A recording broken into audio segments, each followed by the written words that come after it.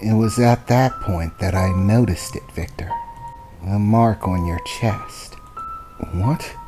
I replied, as her hand reached up for the collar of my shirt, pulling it down somewhat.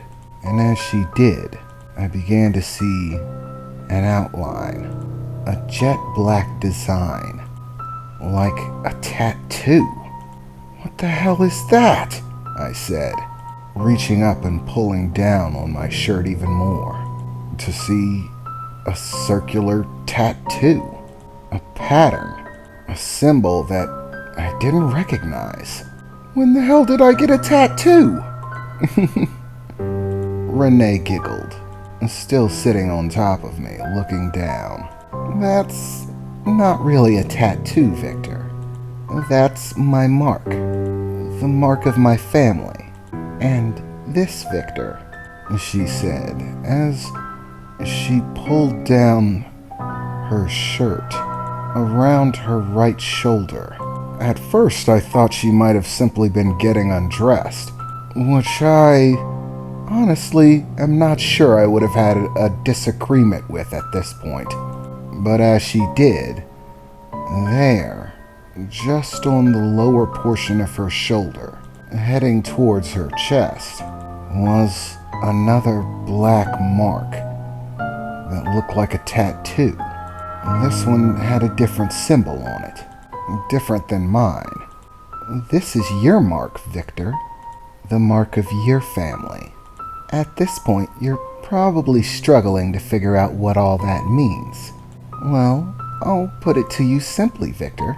In layman's terms, they're wedding rings. What? I replied. What are you talking about, wedding rings? I'm talking about precisely that, Victor, Renee replied, smiling as he pulled her shirt back up, adjusting herself somewhat. I didn't even think it was possible. But somehow, some way, without ever even knowing the process for doing it, you, in your wolfen form, at a point when, well, you shouldn't have had any sense of logic to begin with, you asked me to marry you, Victor. A woven proposal, performed under the light of a full moon, in our bestial forms, there under the moonlight, in the language of wolves. You asked me to be yours, to be your mate, and I accepted, Victor. No proposal can go unanswered. If I would have rejected you, these marks wouldn't be here. And if the reverse had happened and I had proposed to you, you would have had to accept as well. So don't believe that this is simply me trying to trick you. This was your will, Victor. You claimed me as yours. Forever. As long as you live and breathe, no other wolf may ever lay his hands upon me. I am yours, and yours alone, and you are mine. Wolves mate for life, and quite literally the only thing that can break that bond is death itself. Congratulations, Victor. We're married. And aside from killing you, there's nothing that anyone can do about it. At that point, my mind went blank. I mean, I liked Renee, but married already? I mean, I thought there'd be a little bit more to it, I thought to myself, as Renee leaned down, simply laying on me gently. It's amazing, isn't it, Victor? Renee said.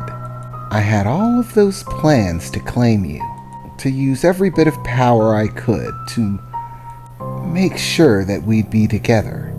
And in a single instant, you turned it all on its head. And instead, you claimed me. And now you are the rightful heir, the man destined to stand beside me and take control of my family. Estates and businesses, all of it will belong to us. Well, once my father passes on, of course. It will be a great deal of time before that happens. But trust me, we'll be around for it. But, as I said, we need to keep this a secret, at least for the time being. The first thing we need to do is teach you how to control your wolven form, how to change at will, how to access your abilities. You need to be strong, Victor. Just in case my father gets any silly ideas of killing you in his head. And if he figures out that we're married, he just might try. I mean, my father loves me, but there's no telling how he could react to something like this. So it's best to play it safe. We'll keep this a secret for the time being, just between you and me, while I'm teaching you the ropes. And because we have that little rule about eggs, my father has no choice but to let me show you the ropes, to spend time teaching you. And as long as we don't tell him about the engagement, he'll be none the wiser. So all we have to do is play it cool. But, you know, Victor, we never did get to finish what I started last night, Renee said, beginning to cling to me tighter, looking me dead in the eyes, her nails starting to dig in just a bit more, smiling at me in a way that made her intentions very clear as she closed in and began kissing me. There were so many things going on. This day is complete madness. It's nonsense and craziness and werewolves and monsters and other dimensions. But this, if there was one rainbow in this storm of nightmares, this might be it. So, not wanting to focus on the madness anymore, I simply gave into it and began kissing her right back as things started to build towards, well, a very evident conclusion. And wouldn't you know it, at exactly that moment, of all moments they could have chosen to come a-knocking, there came a knocking at the door, banging and then jiggling the knob and twisting it. Renee, why is this door locked? Are you blocking the doorway? What are you doing in there, Renee?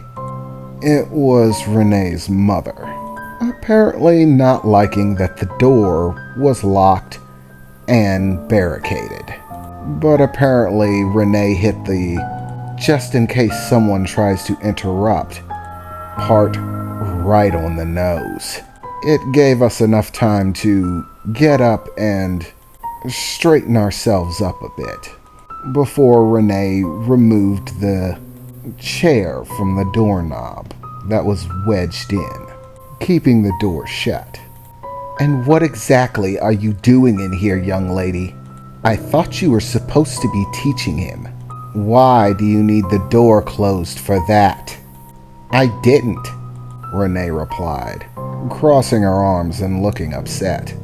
I just knew that you were going to come barging in here at some point, and figured if I was going to have to deal with it, I might as well annoy you a bit while I was at it, Renee said, lying obviously.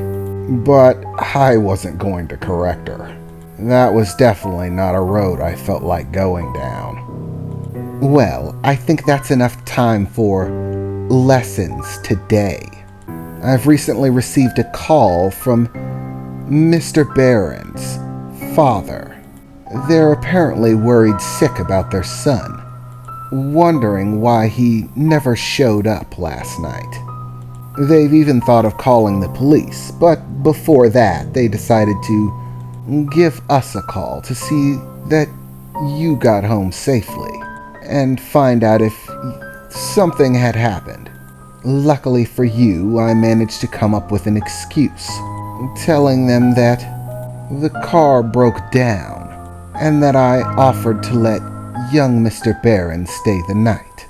In separate rooms, of course. And afterwards, I had a few glasses of wine and simply forgot to call them, which is lucky for Mr. Barron that they believed me. They sounded quite livid. So I'd suggest that you go home for the time being.